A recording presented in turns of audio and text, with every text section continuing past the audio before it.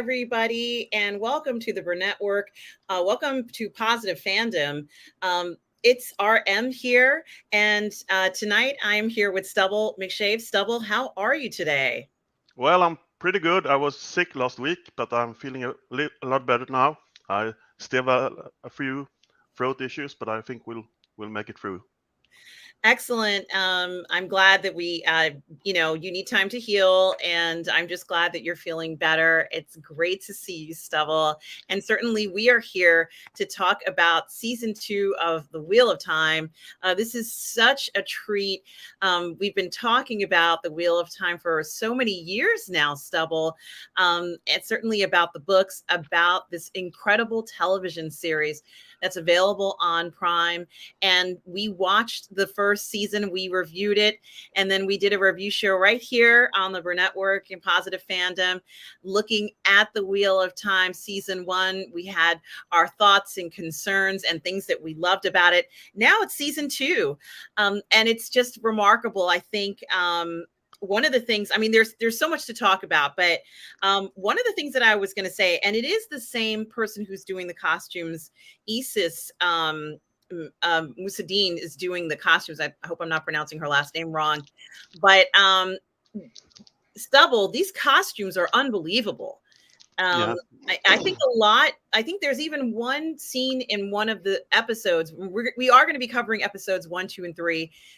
Episode 4 has already been posted, but I haven't watched it, and I don't know whether we could cover 4. We could probably cover 4, but I haven't seen the entire thing. So I did just want to mention that to anybody who's here, and I also want to acknowledge Tom Jr. Jackson, who's here, our moderator, collaborator, and good friend, a huge part of the Burnett Work. Tom Jr. Jackson, thank you for being here. But I did just want to talk about the costumes a little bit because certainly. This isn't an ordinary show. I think we're seeing maybe some of the most complicated costumes I've seen in a while. They're absolutely stunning. And of course, last season, as I said, it's the same costume designer, but there's even a part in this series where they focus on a dress. Of course, it's the Amaryllis Seats dress. She wore this stunning costume in season 1, and it's just literally hanging on a hanger or on kind of like a dressing uh post or whatever you want to call it, and one of the characters kind of looks at it, and yeah, I thought it was very interesting to kind of do this and to kind of show that the dress itself, even the costume and the dress, it's almost as if the costume and the arms of the costume radiated, like the one power, if you will, or the sense of power that this character has, and she wasn't even in the dress. And I thought about that, and I thought to myself, I a lot of the episodes, and I'm kind of starting with one of the important characters, Egwene, who seems mystified as she's kind of living in this White Tower. It's such a different place. She's had these adventures in the previous season when she was with the people of the Leaf, and that was kind of a much more laid back group. And now, she's in sort of what would be considered a palace, this shining white tower where everything is beautiful. She's doing what some of these other novices are doing, right, Stubble? yeah, She's been given this assignment, and the assignment is just to kind of, their entry level. They have to kind of work their way up, and the hope is that they'll be accepted to actually become an Aes Sedai. So even though you get into the tower, Stubble, it doesn't mean that you're going to become an Aes Sedai sister. It is very interesting to kind of look at how they're showing this, because both Nynaeve and Egwene seem very frustrated that they have to do all this stuff.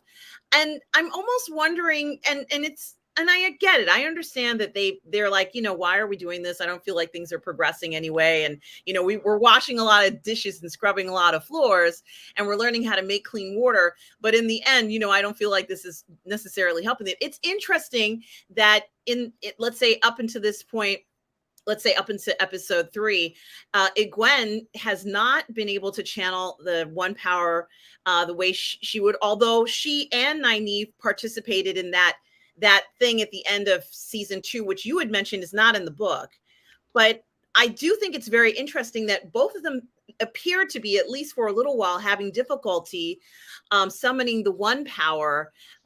Stubble, is it because it's, I can't say whether all these novices who are in the White Tower will go ahead and certainly adjust to this lifestyle. They said that there are even fewer women who are being brought to the White Tower as potential Aes Sedai.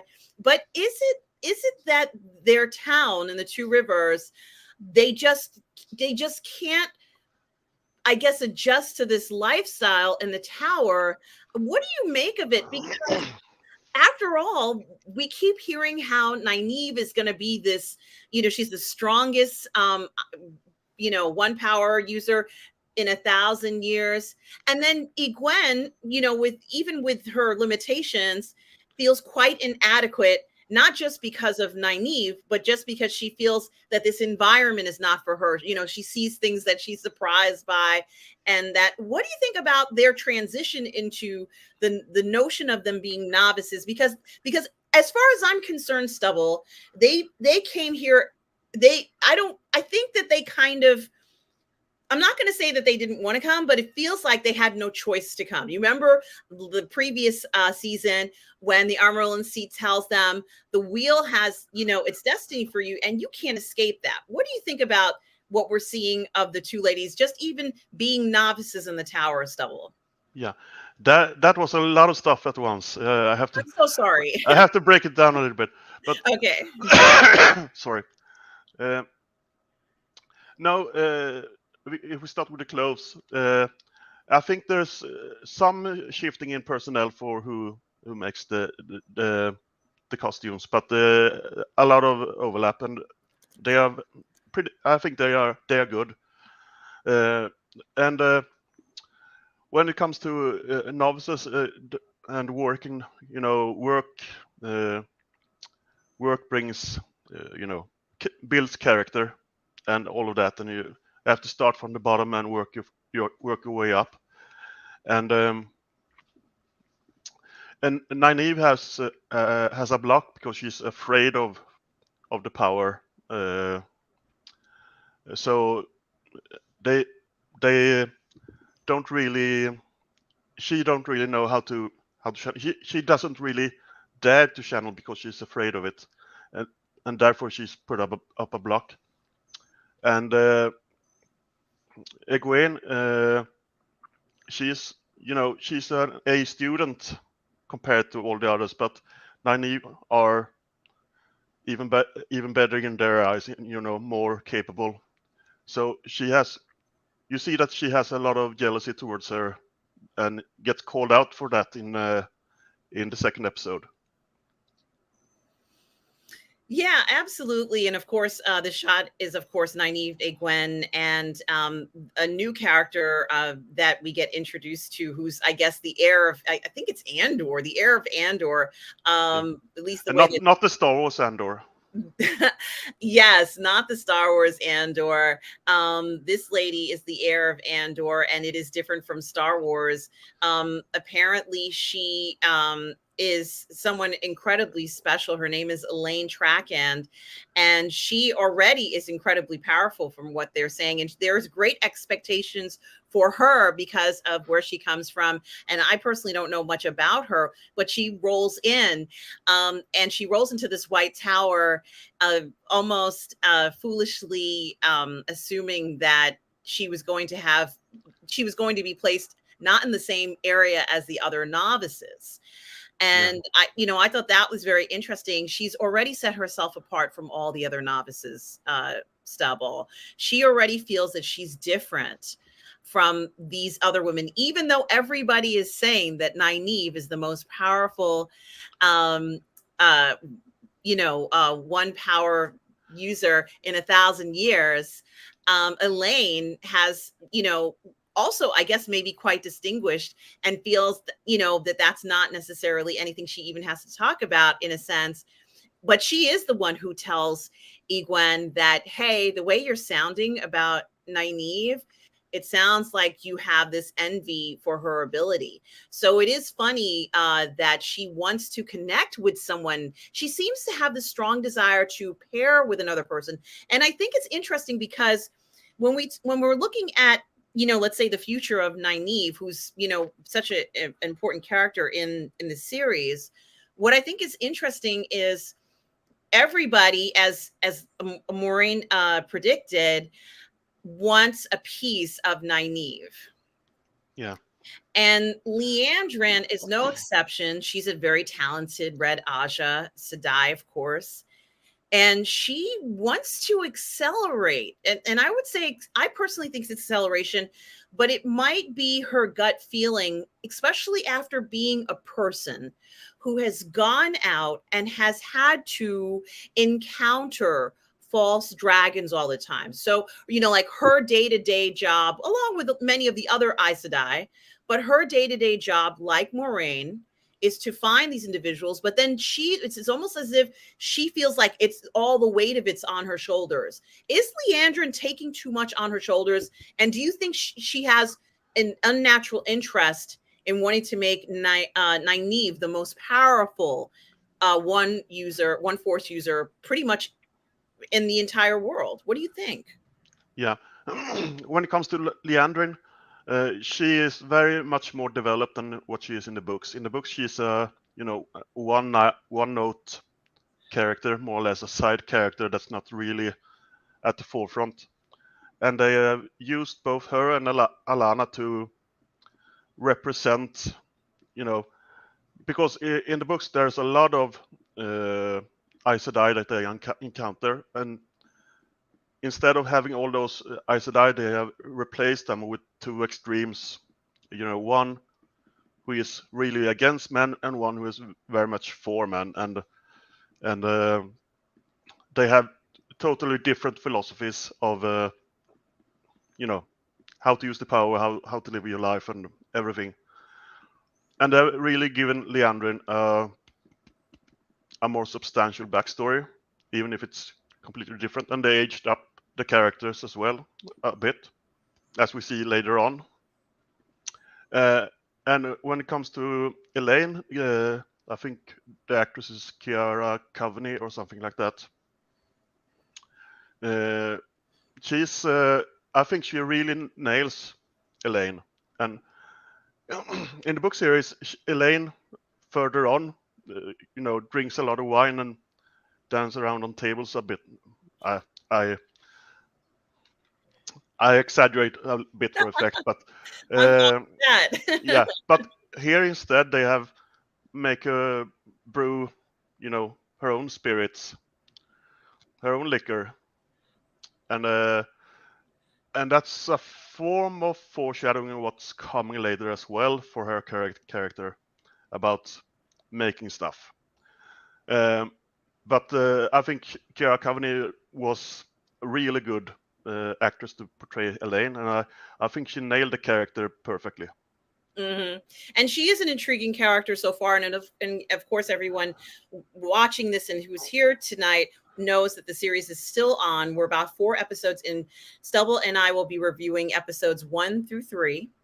And we have some comments from some of the viewers here who Alexander Duca says, my continued astonishment is how well they are doing with so much material with so few episodes, and how crazy some of the negative fan responses given source size, but some changes were needless. He goes on to further to say they are anchoring and showcasing girls in the White Tower so they can focus more on boys later. This approach is far more efficient for later. What do you think, Stubble? Yeah, about changes, I understand why they made some of the changes. I don't like some of the changes they made, but for example, aging up the characters works a lot better for in the books. The romances in the beginning is very YA in tone, but their story is not.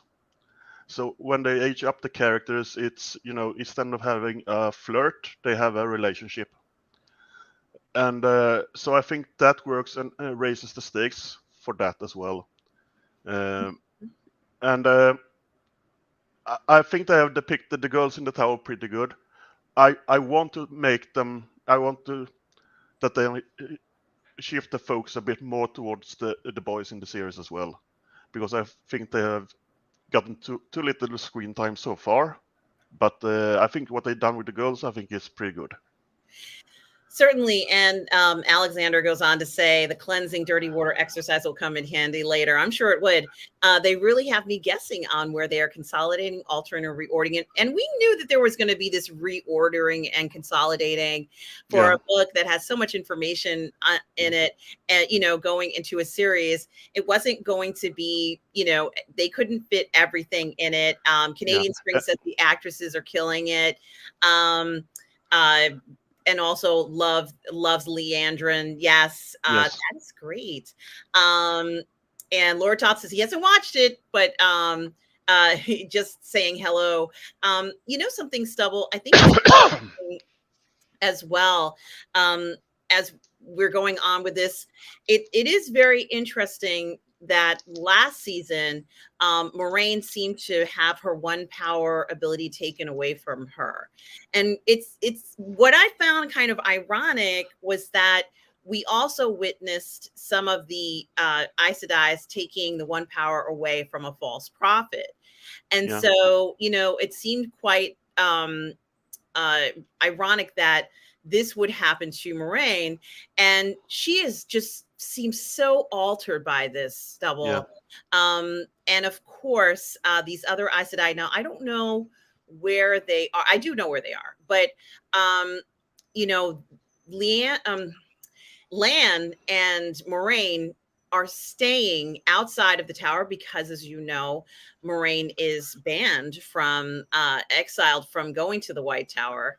But here she is kind of on the outskirts, wherever they are, and she's still trying to find out what she would normally be doing as an Aes Sedai, where the Dark One is, and she keeps investigating what looks to be, it's almost like I'm not going to say a murder mystery, but it's this intense investigation where she's looking at very specific things. She wants to see if the material where the Dark One was kept, I guess this prison, was something that would actually hold him. What do you think about the depiction of how she's still pursuing this? And yet it's clear that Moiraine is not the same person, let's say in episode 1, that she was in season 1. What do you think about that? Yeah, they've changed Moraine's character quite a bit from the books, because in the second book she's just she's barely in it. She's in one chapter more or less, and so they have combined season 2 and season 3 into this season, books 2 and 3 into season 2. And in the scene where she does the investigation and all of that, that is a combination of what she does in book 2 and the start of book 3. In book 2, she does an investigation. In book 3, she have different informants come and give her information. And I really liked Bail Doman, who arrived. She bought a poem of him, or a text, and that was some lines that taken directly from the book, and I really liked that. But I think I would like to see this storyline come to an end, with Moiraine without the power, because we know she will get her powers back. I guess she will get her powers back, and I would like to see it, be resolved pretty soon. Yeah, I agree. I think that it does go on a little long, and inevitably what ends up happening, I'm not going to say she hits rock bottom, but I think that she does maybe lose a little faith in the sense that she will gain the one power back. And that causes her to kind of separate or block off this bond that she has with Lan. Why do you think she feels that she has to do that? I guess it's for, she's kind of defeated in a way. She knows this is going to be the end of her, she thinks. or something like that. And I think he wants to spare Lan that aggravation, so she pushes him away. In the books, Rand tries to push the other boys away in the beginning because he thinks he's going to go mad and don't want to hurt anybody. So there's a similarity there, but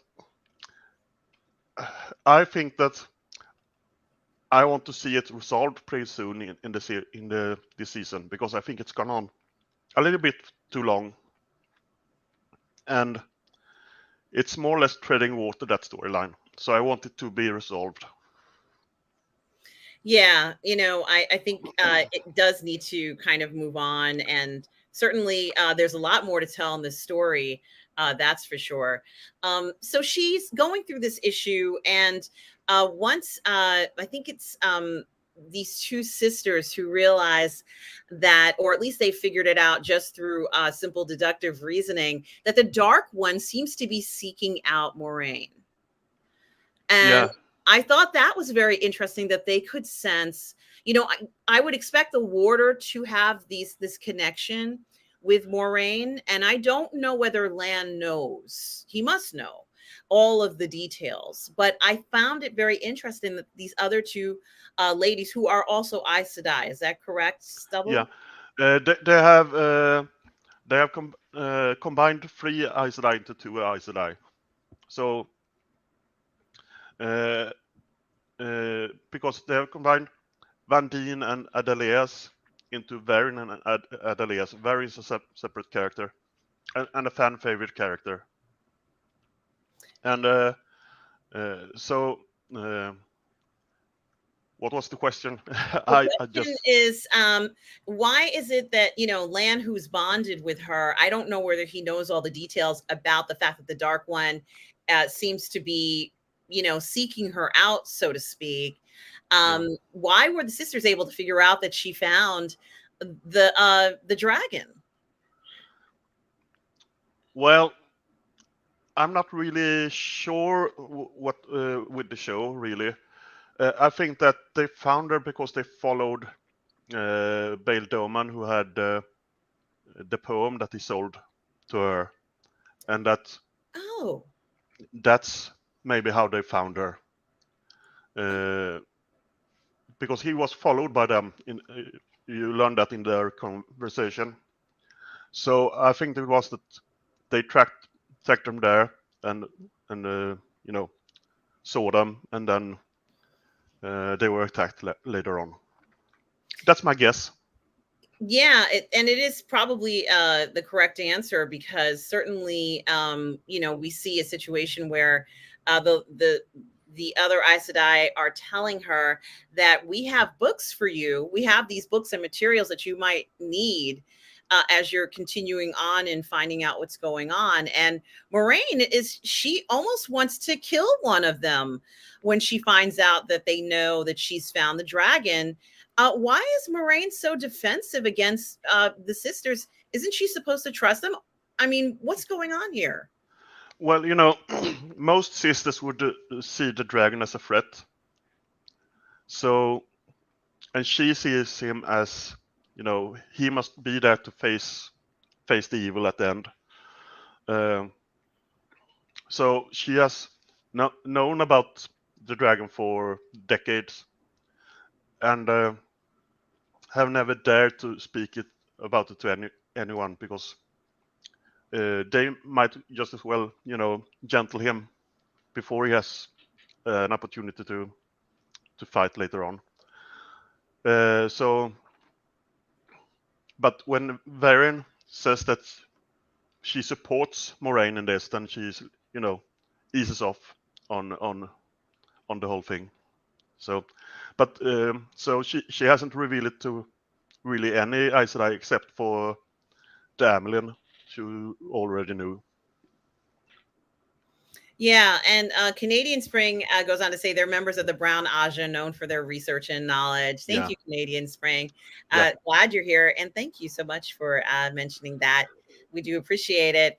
It is interesting to see those ladies. They seem to be very well connected, and they know all the tea, Stubble. Mm-hmm. they know that Lan is trying to figure out what's wrong with Moraine, and he seems to be bending over backwards to help her. Even when she goes off on her own, she kind of, I'm not going to say runs away, but he's about to give her dinner in the first episode, and she's not there, and she has this encounter with what I'm assuming are fades. Is that correct, Stubble? Yeah. They have replaced. It's another type of monster in the books, but they replaced them with fate because everyone knows about them. I don't know. We will get the other so-called shadow spawn later on, but it would be nice to see them. But yes, it's they face a fate, 3 fates, I think it is. Yeah, it is something to think about. And of course, Lan doesn't abandon her, even though she seems to be very affront to him, going off on her own. And it's nighttime, Stubble. Like, it's dangerous to go out on the road alone, but she feels she has to go. So she goes out. And of course, she does have what I would call a nearly mortal and deadly encounter. She's going to die. She's going to be killed by these fades. But Lan, who cares about her deeply, has been tracking her and comes to her rescue, and they both get hurt pretty badly. Once again, the other Ajas come, the other Aes Sedai come, and they are the ones who I guess will heal them in the next episode or so. But it is very interesting to see how that plays out, because they took such a huge chance. Stubble, she took such a huge chance. And Lan himself, going by himself, he could have asked one of the other warders, although I don't think they would do this, to go with him in this particular case, since Moraine was being so myriad about where she was heading to. Only no one knew what she was doing, but she surely would have died if Lan hadn't gone ahead and saved her at that point. So this might be one of the most, I'm not going to say it's reckless, but I was surprised she did this. But clearly she didn't want Lan to be involved. That is obvious. She wants Lan to be so frustrated, let's say, that he walks away from what she thinks is something that he shouldn't be involved in anymore, because she doesn't have the one power. Now, there's a lot more going on. I want to talk a little bit about before you. I just want to mention 2 things. Yes. And there are 2 small criticisms with that scene, and that's one. It's a little bit too dark. You don't really see what's happening at times. I would like to see a little bit brightened up, just a little bit. And then I think that they should have made Lan a little more capable than what he's portrayed as in the series, because he's like the best of the best. You don't have to make him a Superman, super person, but a little more competence in the fighting in the show, I would have liked to have seen. But other than that, it's a good scene. Yeah, that is, and I'm glad you mentioned that. And that is something to think about when it comes to the notion of, how much does she trust him? And we do kind of find it's actually kind of hard to watch some of the scenes where, she essentially is telling Lan that, she almost can't bear his presence anymore. It's become too difficult for her to almost function. I think it's a part of, it reminds her of what she lost as well. And it certainly does. And she doesn't have anything to live for except her drive, she thinks. Her goal to see the dragon, on his way to eventual victory, perhaps, or whatever. But I think that she has a drive to see it through, and that's what keeps her going. At the same time, she's frustrated by being reminded of what she lost, and Lan represents the part of what she lost. Yeah, that is a very good analysis of that, and thank you for saying that. And I think that they talk a little bit. The other Aes Sedai, I guess it's the brown Aes Sedai, the brown Aja rather, talk about how if you lose your powers, it's like you lose the ability to function in your own body, and it would have killed any other Aes Sedai, but Moiraine is alive somehow after that. After it's probably about 80 years. I don't know how many years she is, but it's alive. And I don't think she has been, stilled. I think she's a shield has been put upon her, I think, and tied off. That's my guess. Okay. Yeah. That's interesting. And of course, we have to talk about Perrin, who I think initially his future seemed quite grim to me. And I think that, obviously he suffered such a tragedy in this story by them deciding that he was going to unfortunately be responsible for the death of his wife. Nobody wants to see that, but that's what happened in the story, and that's what they gave us in season 1. And he suffers with this, and he ends up realizing that this association he has with wolves is more than just a coincidence. How would you explain Perrin's situation right now, Stubble? What is Perrin, and what is his power? What makes Perrin different from everyone else? Yeah. You haven't seen episode 4 yet, so you get a little bit of, explanation of what his powers are, or what we should call them. And it's not a big, big revelation or anything, but so he can talk to wolves, and they can send him mental images, and that's what's how they talk to each other, and we just see it as visions in I think it's episode 2 or 3, I can't remember now. Mm-hmm. Where they where first it's people have been killed, and he sees someone running away in a vision, and that's supposedly the wolves have seen that and sends him the images.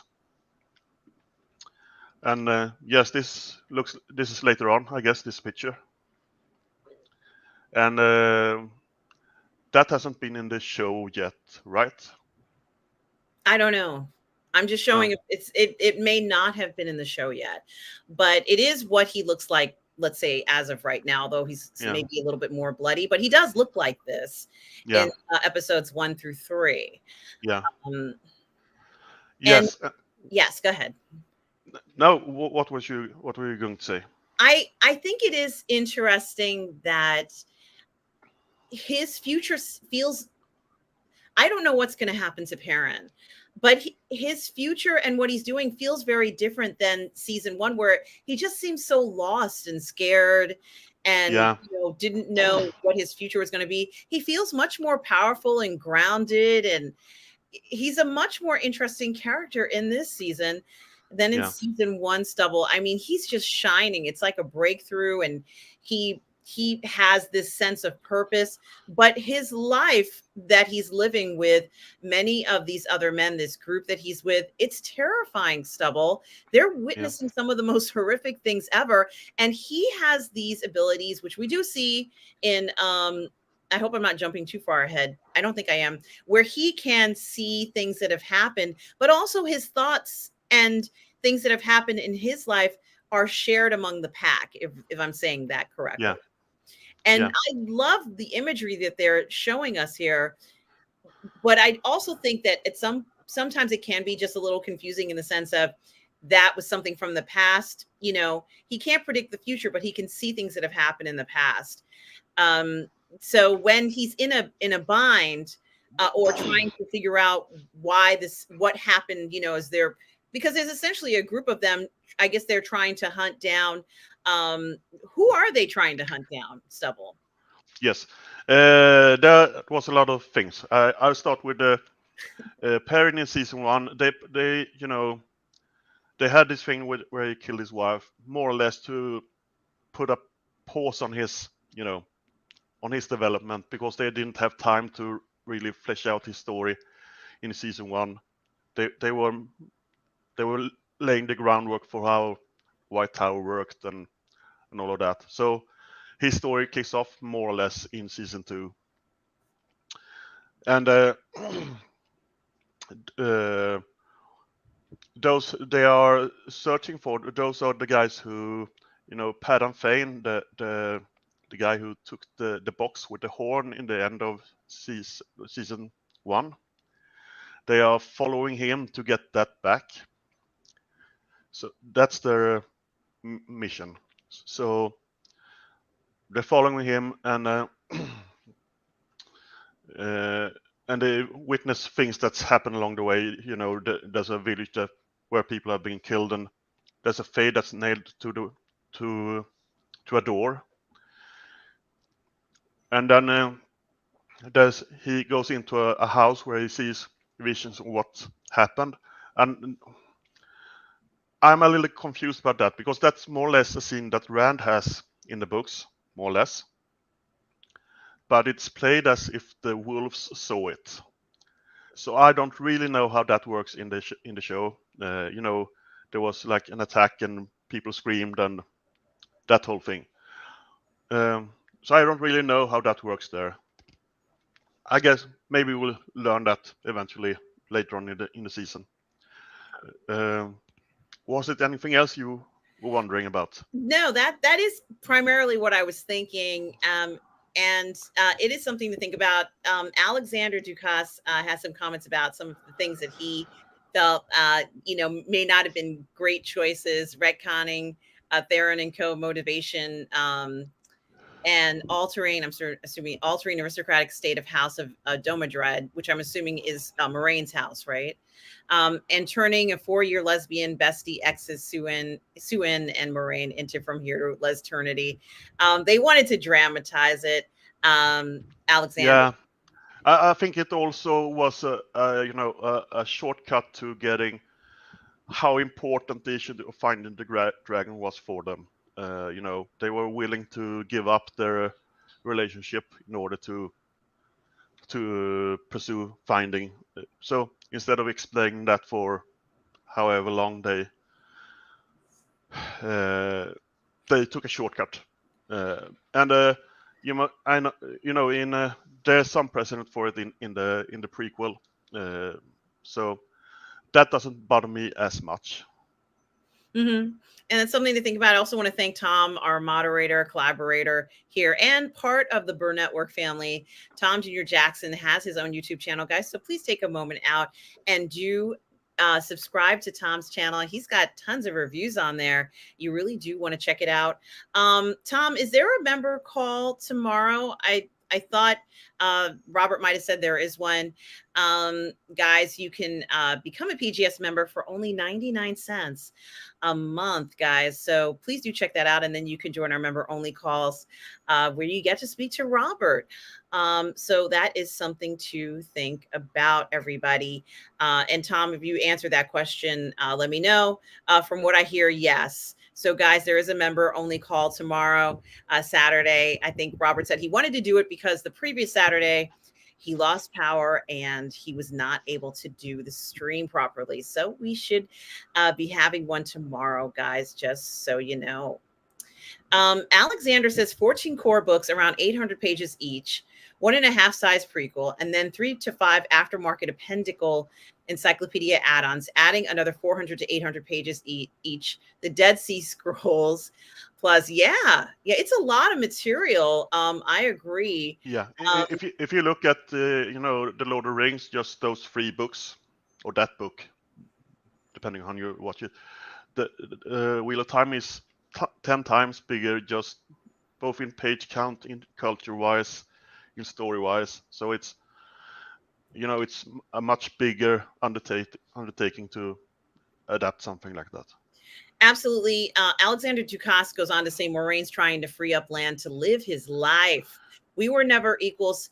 can be taken three different ways. And of course, it's very interesting hearing Lan talk to one of the other warders about this, how much Yeah. her words affected him. He seemed pretty shaken. And I would be shaken too hearing something like this. You know, it can really break you. A big difference between the books and the TV series is that the warders are much more involved in the TV series.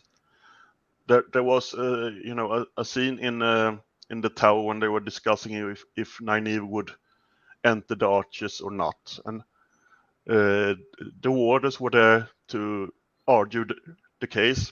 That would never happen in the books. They were, glorified bodyguards, more or less, stood to the side, and so that's a big difference. Absolutely. Now, I also want to acknowledge another moderator, Lord Toth. Lord Toth, are you my favorite Mountie? I believe you are. I can't see the keys in my StreamYard, but I believe you're moderating because you posted the link for Tom as well. But Lord Toth, also great to see you. Thank you so much for being here. We appreciate you. Hope you are well. Alexander says, agree with your assessment on M&S alteration.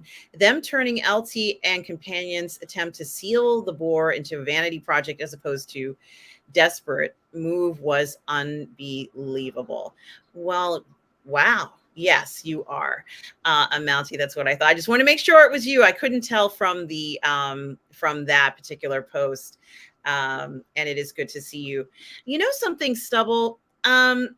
I also was wondering about something else, and it has to do with the power within the White Tower when the Armelin seed is not there. Yeah. And we do see these novices. We talked about them a little bit, about the interest in each novice and what they have to do. And I have to admit that personally, I was quite surprised to see that Liandrin, who is a Red Aja, wants to speed up the process for Nynaeve.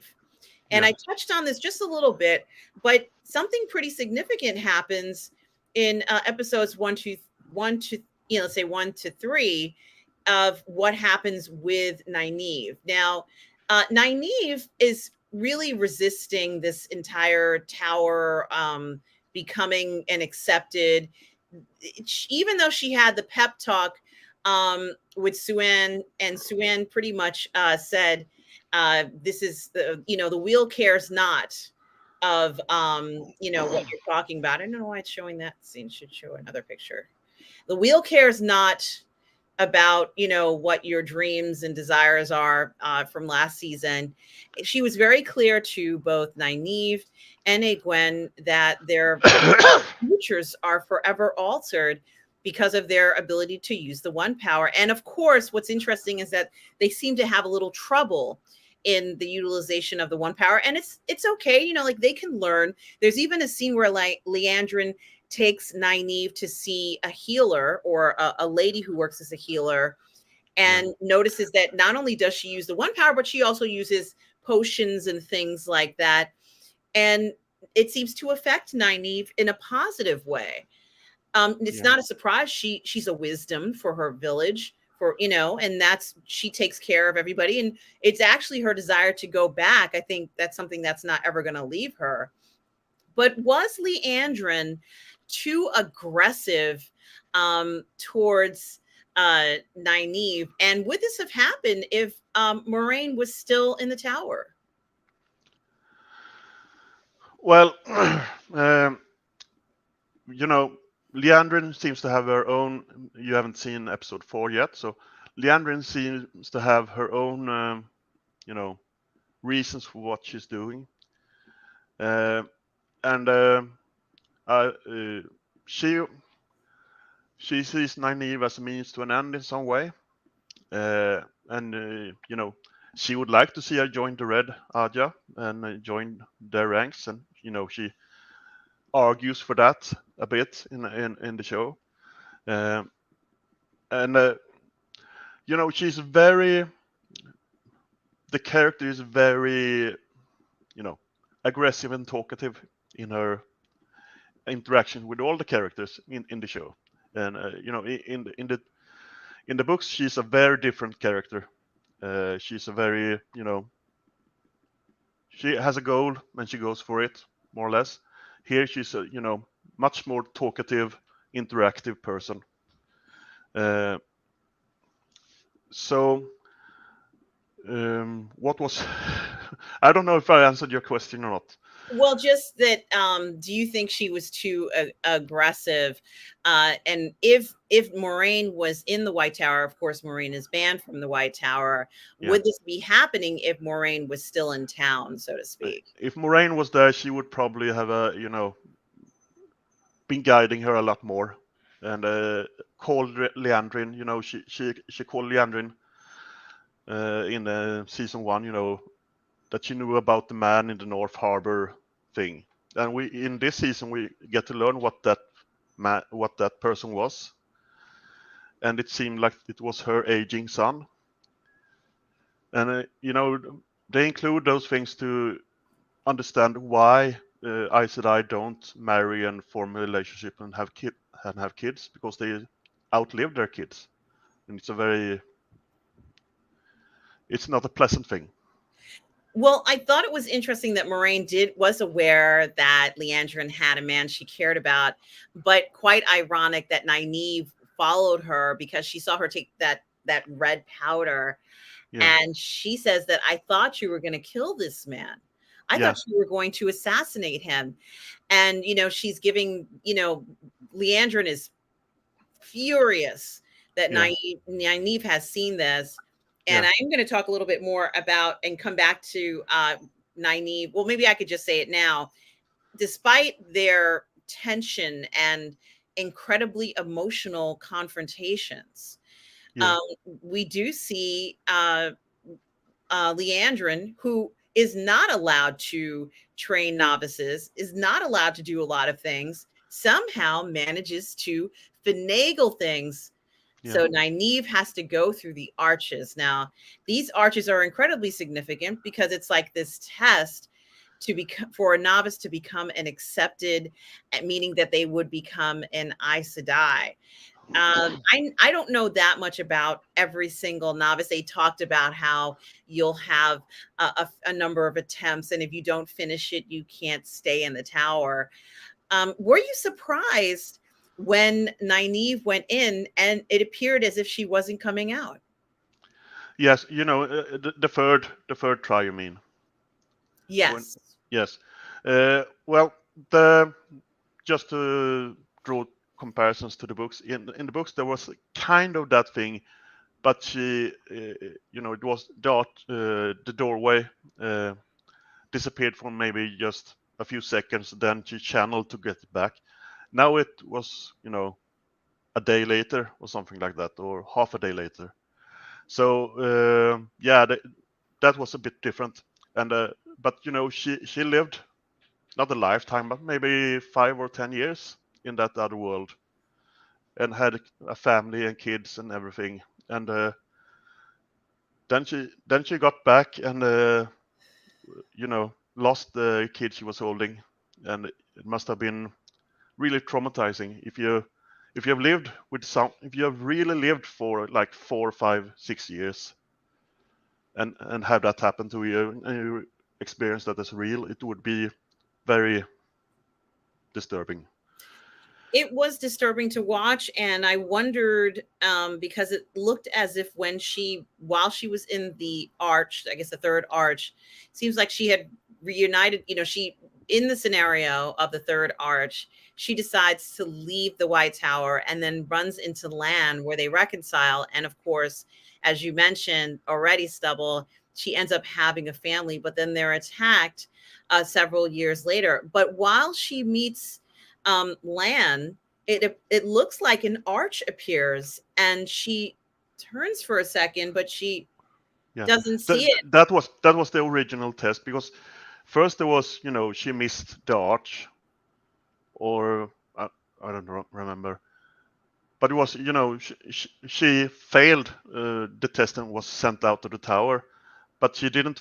The test was still continuing, and the end of the test was really when she met Lan, and that was the when she was going to go back to the tower and not continue with this man. So did she ignore that last arch? Did she see it when she met Lan? I'm not sure what they did in the show. Maybe not. I'm not sure. I don't remember. But there's kind of a theme to her test, and that's abandonment, abandoning those who need her, and that was common through the tests. It certainly is, and we also do see a very concerned Egwene, because she's like, well, where's Nynaeve? Yeah. And she's like, we have to do something about this. Could she really do anything about it? No, she tried to channel to activate the archers to get her back, but I was afraid that she was going to be able to do that, and I think that would have cheapened the whole thing a bit. So I'm glad that she failed to do that, because that would have been, I wouldn't have liked that.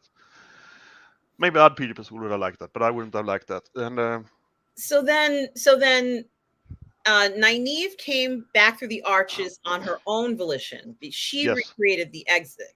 Yeah, she channeled, and she did her big channeling thing, and that in the books she's really focusing on getting the arch back. She's trying to reconstruct it from the power. In the show, she's more doing her big blast thing, and that sort of activates it again.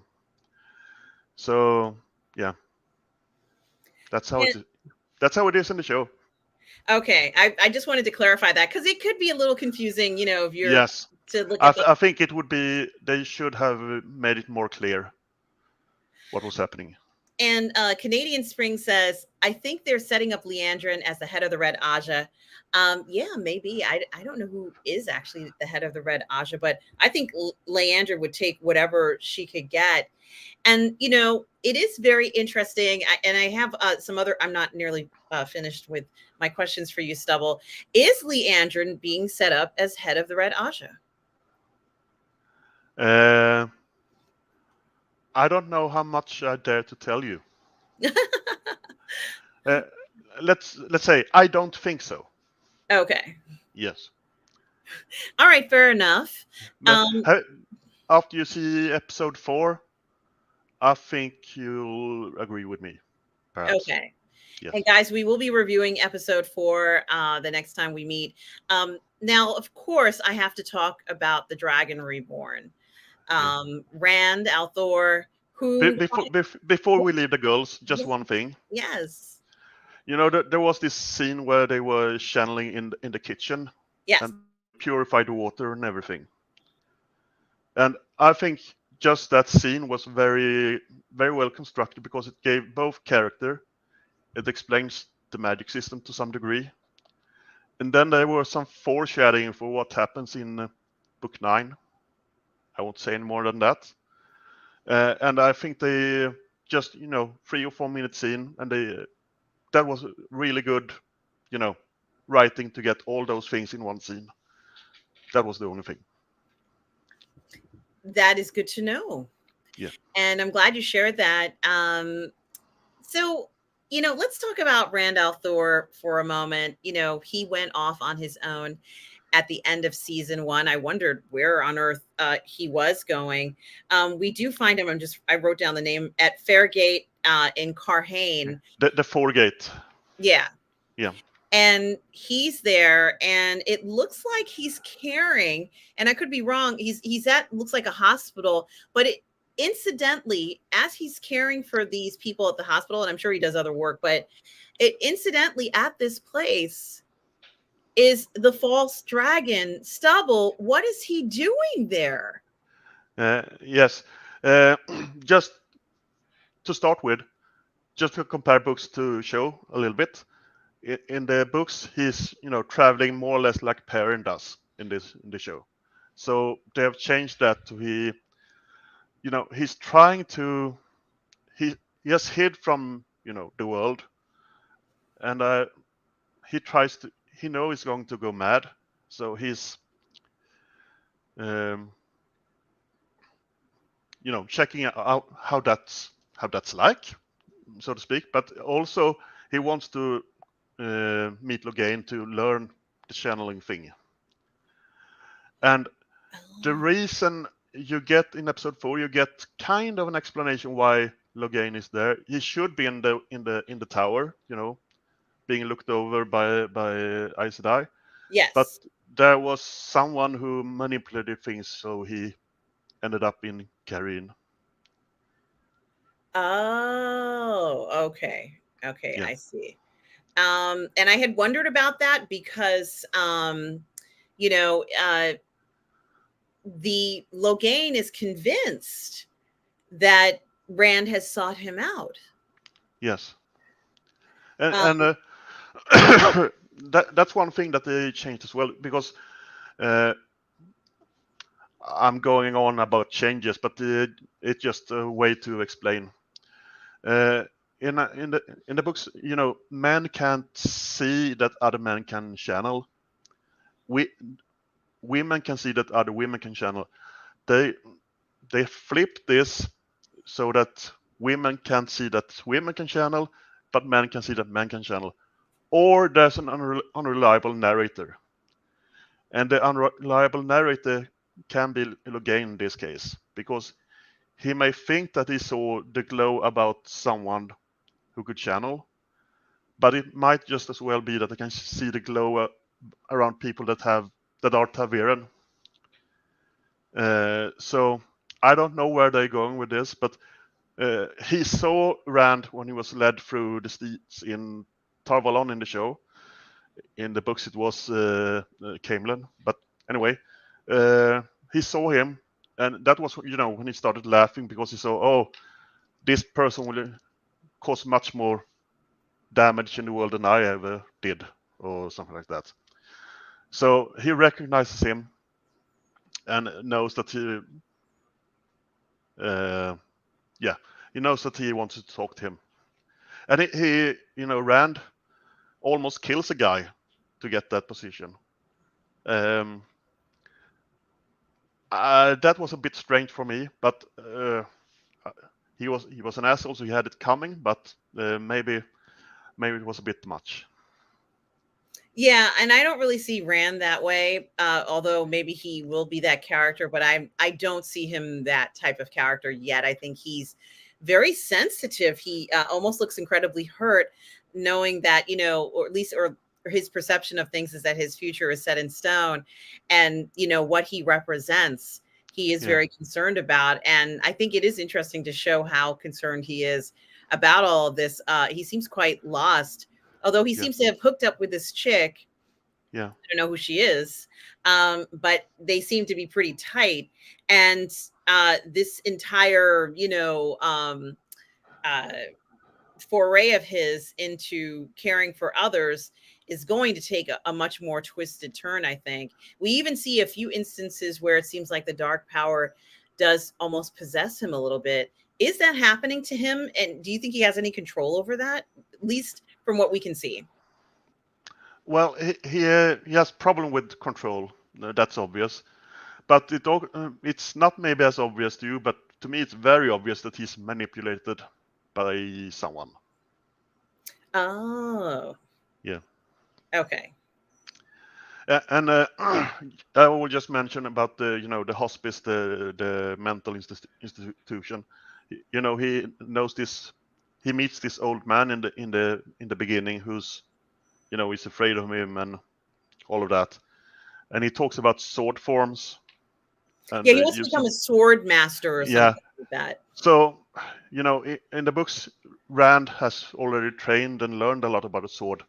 He hasn't done that in the show, and I hope this is the start of it. Maybe like someone who wants to be a karate champion starts with reading a book about forms or something, but you have to make the practical as well. So I hope we get some scenes where he trains later on. Otherwise, I won't buy it. But I hope we get that. Well, thank you, Canadian Spring, for thank you for that.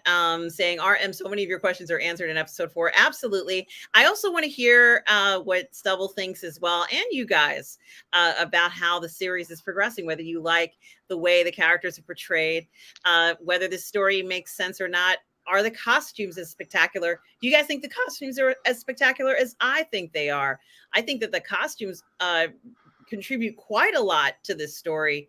And the production design. Does the production design what you thought it would be for this series? And questions like that would be interesting. Canadian Spring, let us know what you think. And for those of you who do have thoughts about it, so far for season 2, Stubble, is this what you were hoping for? And I have one more question after that one. I'm not sure what I was hoping for. I was hoping for, you know, that they took a step up with effects and clothes and better pacing of the story, and I think they've done that. I'm not happy with everything they've done. There are some issues I have, but it's a clear improvement of season 1 for me. So, yeah. Now, of course, my last question is going to be when Perrin and his companions come across this new group of one power users who are incredibly intimidating. What do we know about them? Are these the individuals who are on the boats we saw at the end of season 1? And they seem to, and I'm sorry about the alarms, they seem to be saying to everyone, you have to bend the knee to us. We were Yes. here before you all, and we're just reclaiming a land that is ours. Yeah.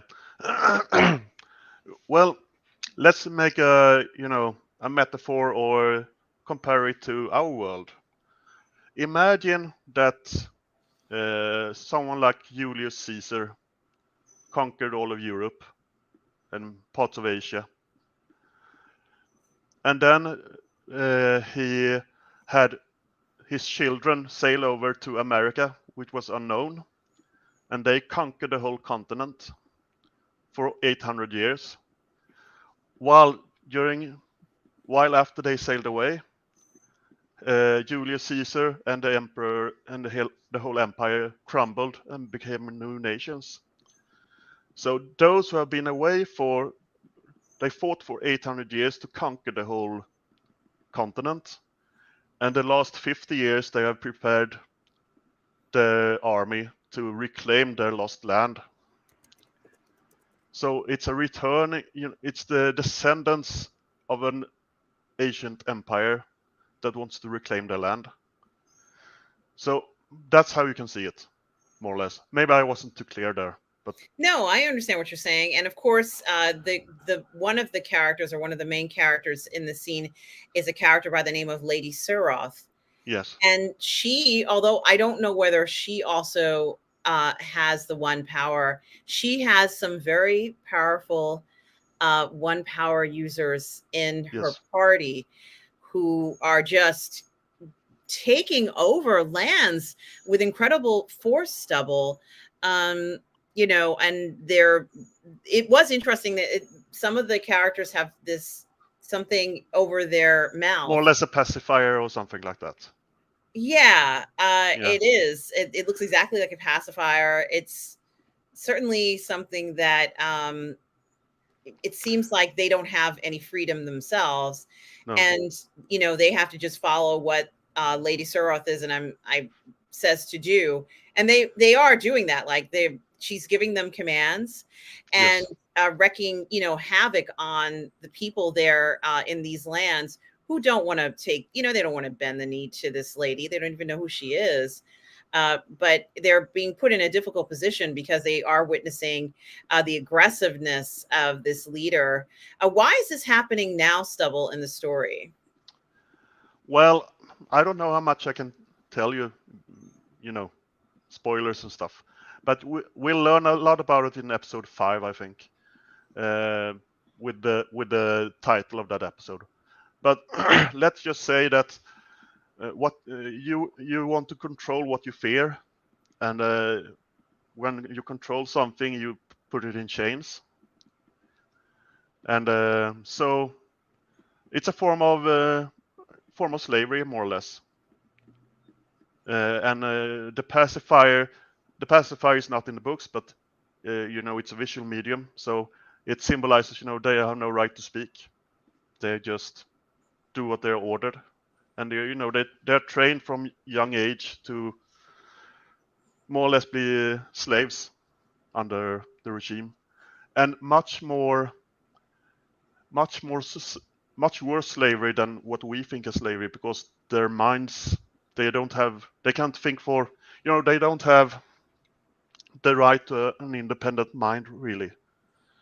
They can't think what they want.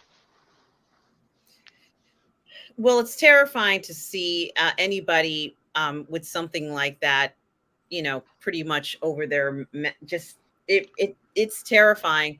They kind of remind me of characters from I guess Pitch Black. Like these necromancers would have these characters that had this giant glass over their face, and they would use them to search to search things and to analyze things.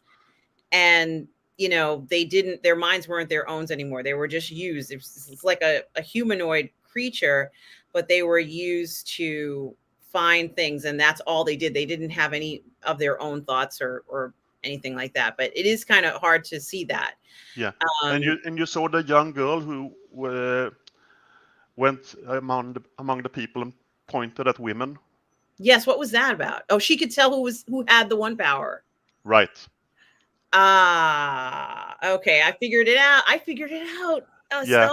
And I don't know if we this may be a slight show spoiler, perhaps, but in season 1 there was one Aes Sedai that was going to go west and check out what was all the trouble, in the bathroom scene or in the steam room scene. She was going to go west, so maybe we'll see her with a pacifier or something. Who knows? Oh my gosh. But this lady who they have to bow to with her commands and orders, it has to do, they're going to do whatever it takes to get people to bow to them. Yeah. And there's a strict hierarchy. She's of the blood. She's of, the imperial blood. So everyone have to bow to her, and she's carried around on this ridiculous palanquin. So. Well, it certainly has been an incredibly exciting episodes 1 through 3 for me, Stubble, and I've been enjoying it. There's a lot going on. Granted, yeah, a lot more going on than season 1, but I think it is, and Canadian Spring also kind of agrees with us, where he says, read the books many times, and I think some of it would be really difficult to get right on screen. I'm fine with the changes so far. In my opinion, season 2 is a big step from 1. In general, I agree with that. I have some small issues here and there, like one plot line goes on for a little bit too long, a little bit dark, the dark, but it's a step up from season 1, absolutely. And Lord Toth talks about Rand needing to earn the Heron blade, and I haven't seen anything to show me that. Is it in Rand's possession? He has the blade now. Yeah. What in the books he has, quite a bit of training, not huge amounts, but quite a bit of training, and he hasn't had really anything on screen, at least. He talked to the old man who, to the crazy guy, who showed him some stuff, but that's more or less, like picking up a book and think you're, a master martial artist. But I hope we get some training sequences, or if we if he doesn't use the sword in season 2, I hope we get a break from season 2 to season 3, where we have got the impression that he has trained for some time, because in the books he becomes a master bladesman. Okay. And we haven't really seen that. He becomes a master bladesman like his father, who clearly is one, and that is very interesting. He's going to need that blade. Um, and hopefully we will see something Lord Toth. Yeah. And one other criticism that I have, I want to see more from the boys.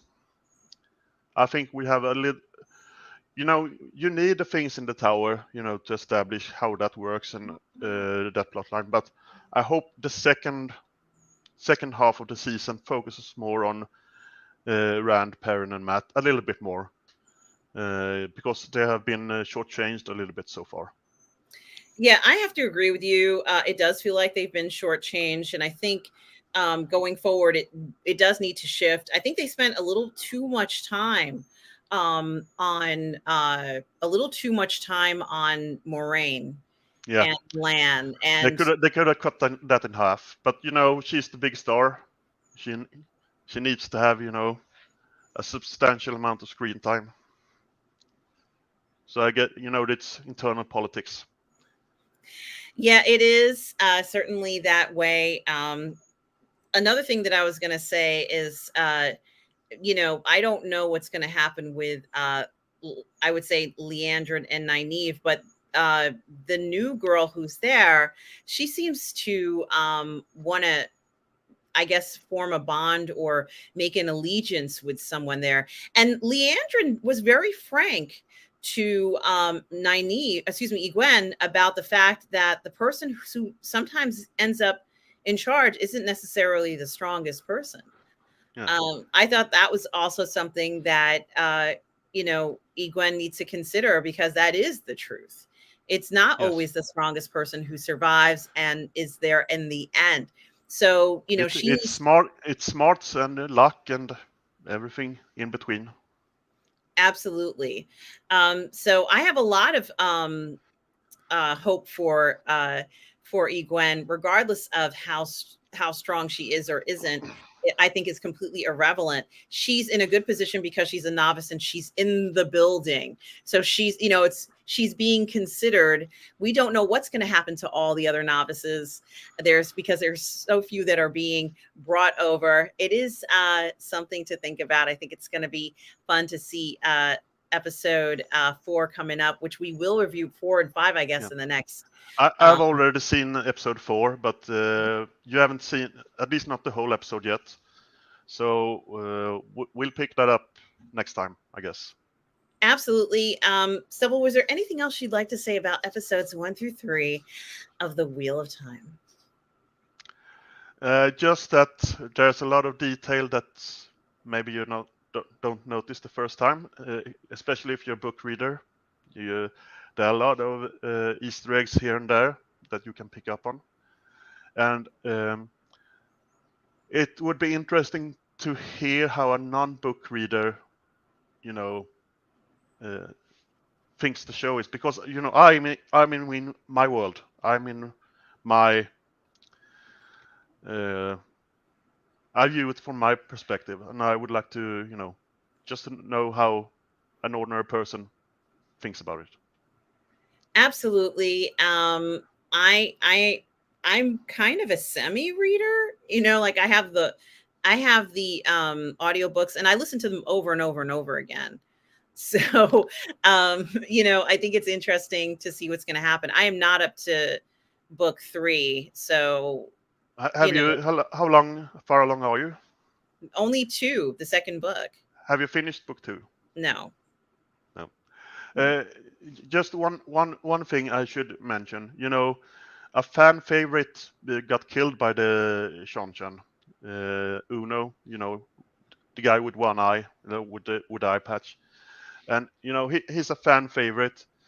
And I know that many people were kind of upset or sad that he was killed off. But if they were going to kill off a big character, he works.